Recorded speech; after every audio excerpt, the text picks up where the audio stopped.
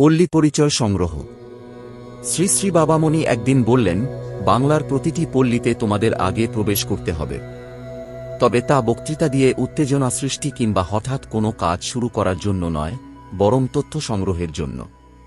বাংলার ৮০,০০০ গ্রামে না পারলেও অন্তত ১৬,০০০ গ্রামে তীর্থযাত্রীর ভক্তিভাব নিয়ে প্রবেশ করতে হবে। তোমাদের জানতে হবে, সেই গ্রামে এমন কোনো উচ্চ আধ্যাত্মিক সাধক, পরার্থপর ব্যক্তি, সত্যনিষ্ঠ বা জাতীয় উন্নতির জন্য কাজ করা মানুষ জন্মগ্রহণ করেছেন কিনা। খুঁজে বের করতে হবে কোনো বিখ্যাত দার্শনিক, পণ্ডিত, সঙ্গীতজ্ঞ, বাদক, কবি, সাহিত্যিক, সাংবাদিক, জ্যোতির্বিদ, সমাজ সংস্কারক, শিল্পী বা বিদুষী নারীর মতো ব্যক্তিত্ব সেই গ্রামে জন্মেছেন কিনা এবং তাঁদের জীবনের প্রভাব গ্রামবাসীদের চরিত্রে কোনো উল্লেখযোগ্য পরিবর্তন আনতে পেরেছে কিনা।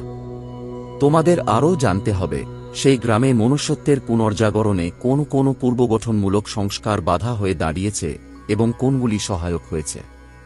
এই প্রক্রিয়ায় আগে দেশকে জানতে হবে, তাকে চিনতে হবে। আত্মোৎসর্গের পথে এগিয়ে যাওয়ার প্রথম ধাপ এটাই।